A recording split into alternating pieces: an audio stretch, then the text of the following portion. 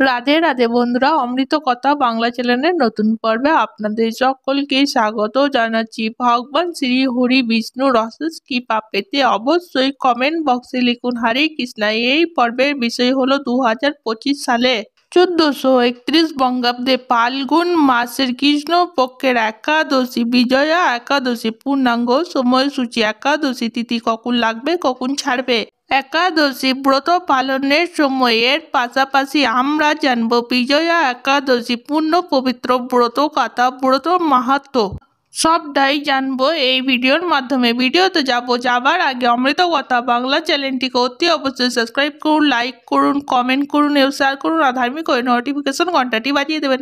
বিজয়া একাদশী পূর্ণ পবিত্র ব্রত কথা। 14 বছরে বনবাস কালে রাম পঞ্চবটিতে লক্ষ্মণ ও সীতার সঙ্গে বাস করত। লঙ্কাধিপতি রাবণ ছল চাতুরি করে পঞ্চবটি থেকে সীতাকে হরণ করেন।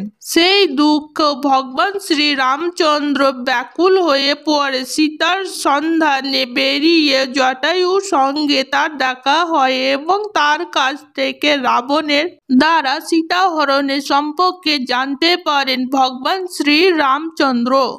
এরপর বনের মধ্যে কবধ নামক রাক্ষসে বধ করে রাবণ। তারপর সুগ্রীবের সঙ্গে তার বন্ধুত্ব হয়। এরপরে শ্রীরামের জন্য বানর সেনা একত্রিত হয়। লঙ্কায় অশোক বাটিকায় গিয়ে সীতার সঙ্গে সাক্ষাৎ করে আসে হনুমান।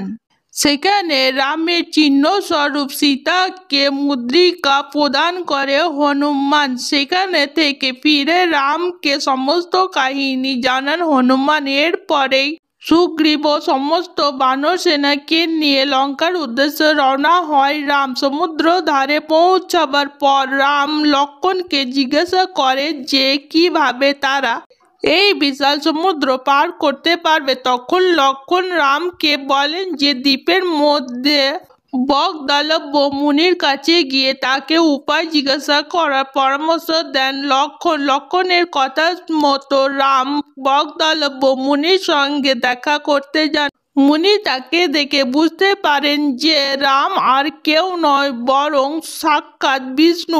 রামচন্দ্রকে তার আশ্রমে আসার কারণ জিজ্ঞাসা করে। তখন রাম জানান যে লঙ্কা জয়ের জন্য সমস্ত সেনা নিয়ে সমুদ্র ধারে এসে তারা উপস্থিত হয়েছে, কিন্তু বিশাল এবং গভীর সমুদ্র পার করতে পারছেন না। কিভাবে সেই সমুদ্র পার করা সম্ভব তার উপায় জানতে বগদলভ মুনির কাছে। তখন বগদলভ মুনি জানান ফাল্গুন মাসের কৃষ্ণপক্ষের বিজয়া নামক একাদশী পালিত হয়।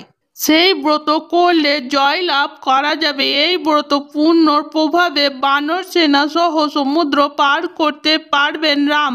এরপর মুনি বিজয়া একাদশী ব্রত পালনের নিয়ম জানান। বলেন কৃষ্ণপক্ষের দ্বাদশী তিথিতে সোনা, রূপ, তামা অথবা মাটির একটি কলস স্থাপন করতে, জল ভর্তি এই কলসে পাতা রাখতে, তার ওপরে নারায়ণের বিগ্রহ স্থাপন করতে বললেন বগদলভ মুনি। তারপর একাদশী তিথিতে সকালে স্নান করে পুনরায় সেই কলস স্থাপন করতে বলা হয়। মালা, চন্দন, সুপুরি, নারকেল দিয়ে বিশেষভাবে এর পুজো করতে বলেন।